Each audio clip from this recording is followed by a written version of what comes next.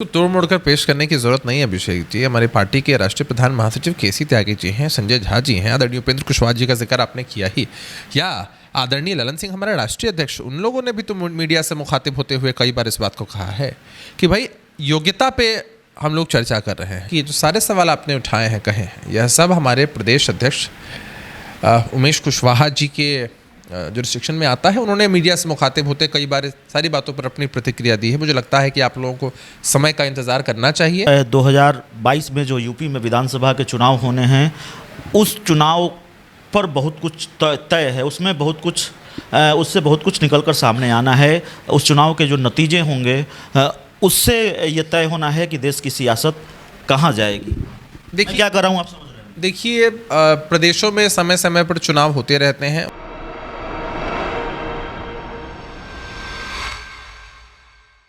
नमस्कार, आप देख रहे हैं DTV भारत। मैं हूं अभिषेक मिश्रा। कायदे से बिहार विधानसभा के चुनाव अब 2025 में होंगे, लोकसभा के चुनाव 2024 में होंगे, लेकिन विधानसभा चुनाव से पहले 2024 से पहले 2024 की तैयारी, 2025 से पहले 2025 की तैयारी, और शायद यही बिहार की सियासत है। बिहार का जो राजनीतिक घटनाक्रम है वो इसी दिशा में बढ़ता हुआ दिखाई दे रहा है। बिहार की सियासत में यही दिख रहा है। PM मटेरियल को लेकर बड़ा सियासी बवाल है। नीतीश कुमार को PM मटेरियल बताया गया है, बताया जा रहा है JDU की तरफ से, JDU के बड़े नेताओं की तरफ से, और इसको लेकर BJP के नेताओं की नाराज़गी कह लें, उनका पलटवार कह लें, सामने आता रहा है। तो इसको समझने की कोशिश करेंगे, इस पर बात करेंगे। JDU के प्रवक्ता अभिषेक झा हमारे साथ हैं। अभिषेक जी, नीतीश कुमार PM मटेरियल हैं, ये बार बार JDU की तरफ से कहा जा रहा है। 2025 के पहले 2025 की तैयारी है। देखिए, इसको आप तैयारी से जोड़कर ना देखें।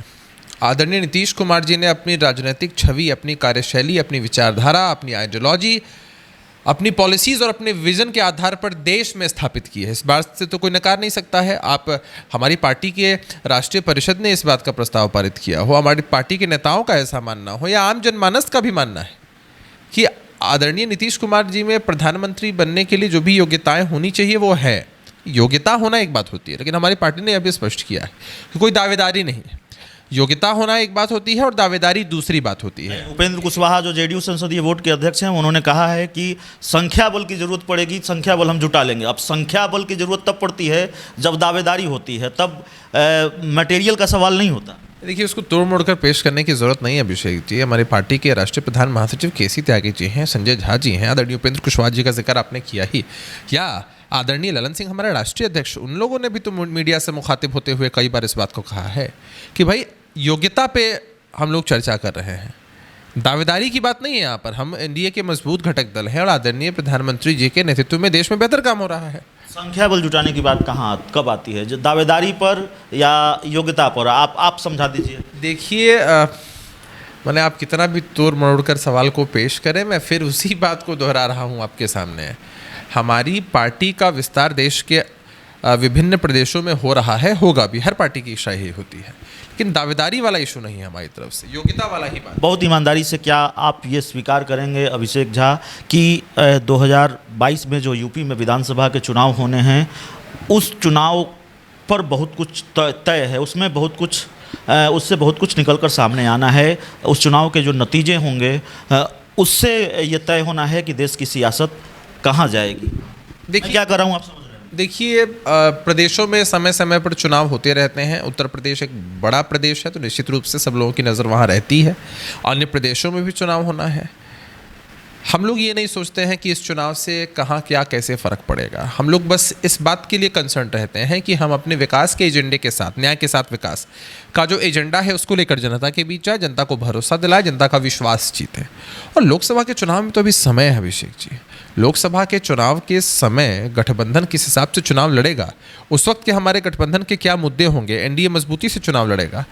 तो कोई अगर इसको इस एंगल से देखता है कि उसके बाद बहुत फर्क पड़ने वाला है, ऐसा होने वाला, ये चीज़ नहीं है। विधानसभा का चुनाव अलग होता है, लोकसभा का चुनाव अलग होता है। आपने तो देखा है ना कि कई बार विधानसभा में किसी पार्टी को जनादेश नहीं मिलता है और लोकसभा में मिल जाता है, लोकसभा में नहीं मिलता है, विधानसभा में मिल जाता है। तो यह जनता के मूड पर डिपेंड करता है। जाति आधारित जनगणना को लेकर जो क्लियर स्टैंड है वो क्या है? किस हद तक जा सकते हैं जातीय, क्योंकि उपेंद्र कुशवाहा जी का एक और बयान है कि बीजेपी को, केंद्र सरकार को ये बात माननी होगी, वरना हम भले ही एनडीए में हैं लेकिन खुलकर विरोध करेंगे। देखिए, जातीय आधारित जनगणना की मांग हमारी पार्टी की तरफ से लंबे समय से उठाई जा रही है, उचित फोरम पर उठाई जा रही है।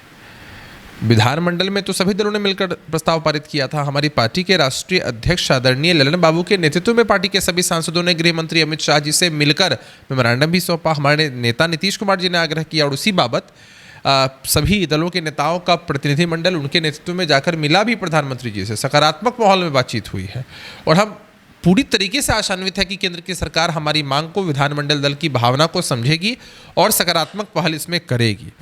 अब नहीं, संभावनाओं पर अभी क्या जवाब देना है।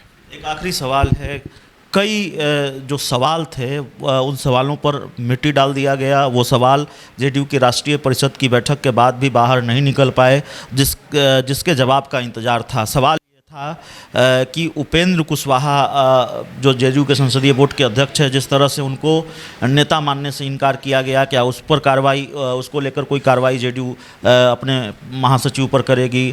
जिस तरीके ये जो पूरा घटनाक्रम रहा, तमाम चीज़ें हुई पोस्टरों को लेकर, बैनरों को लेकर, उस पर क्या कार्रवाई होगी? क्या सांगठनिक स्तर में कोई फेरबदल होगा?